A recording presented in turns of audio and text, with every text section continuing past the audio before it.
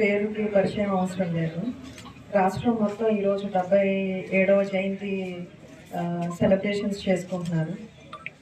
రాష్ట్రం మొత్తం మీద ఈ జయంతి వేడుకలు జరుగుతూ ఉన్నాయి. పర్టికులర్గా ఈరోజు చిట్టవరం రావడం అనేది నా అదృష్టంగా భావిస్తున్నాను.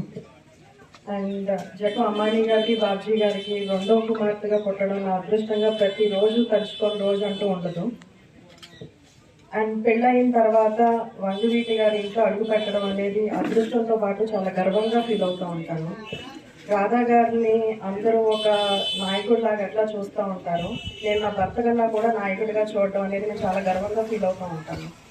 ఎందుకంటే మోహన్ రంగా గారు చేసిన ప్రతి ఒక్క మంచి పని దశాబ్దాలు దాటి జనరేషన్స్ అండ్ జనరేషన్స్ దాటి ఈరోజు ఇంత చిన్న పిల్లలు కూడా మోహన్ రంగా గారి పేరు చెప్తున్నారు అంటే ఆయన యొక్క స్ఫూర్తి ఎంతమందికి ఒక ఇన్స్పిరేషన్గా నిలిచింది అనేది ఒక ఉదాహరణగా ఉంది. సో అట్లాంటి లెగసీని, అట్లాంటి దాన్ని ముందుకు తీసుకెళ్తున్నందుకు మా వంగవీటి రాధా గారికి ఒక నాయకుడు లాగానే కనిపిస్తూ ఉంటారు. సో మీతో పాటు నేను కూడా ఆయన అభిమానంలో ఫస్ట్ ఉంటాను అన్న దానికి నేను చాలా గర్వపడుతున్నాను. ఎంతో మహోన్నత వ్యక్తి అయినటువంటి కీర్తిశేషులు శ్రీ వంగవీటి మోహన్ రంగా గారి 77వ జయంతి శుభ సందర్భంలో మన నర్సాపు నియోజకవర్గం నుంచి మనందరం కూడా ఆయనకి నివాళులు అర్పిస్తూ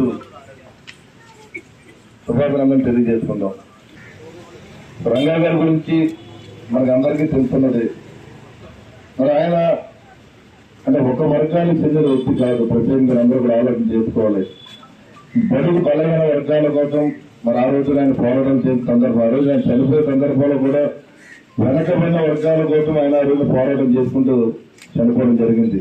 అంటే అతి చిన్న వయసులో కూడా ఆయన ఒక ఎమ్మెల్యే స్థాయి నుంచి ప్రజల కోసం, ప్రజాక్షేమం కోసం, ప్రజల కోసం ఆయన నిరంతరం శ్రమించే వ్యక్తి.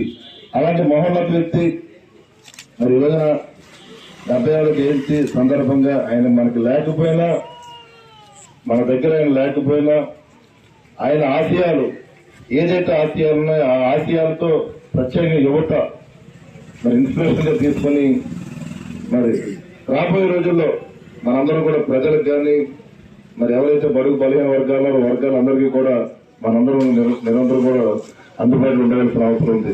రాబోయే రోజుల్లో రంగా గారి విగ్రహాన్ని నియోజకవర్గ ప్రజలందరూ కూడా గుర్తుంచుకునే విధంగా, నియోజకవర్గం కాదు రాష్ట్ర ప్రజలందరూ కూడా, మన ఆంధ్ర రాష్ట్ర ప్రజలందరూ గుర్తుంచుకునే విధంగానే ఒక మంచి ప్లేస్ లో ఒక బ్రహ్మాండమైన కాంత విగ్రహాన్ని నేను ఏర్పాటు చేస్తానని చెప్పి ఈ సందర్భంగా తెలియజేస్తాను. నేను మరి ఇక్కడికి వచ్చిన ప్రతి ఒక్కరికి ధన్యవాదాలు తెలియజేసుకుంటూ మరిన్ని వీడియోస్ కోసం ఛానల్ ని సబ్స్క్రైబ్ చేయండి. లేటెస్ట్ అప్డేట్స్ కోసం వాట్సాప్ ఛానల్ ని ఫాలో చేయండి. అండ్ లింక్ డిస్క్రిప్షన్ లో ఉంది.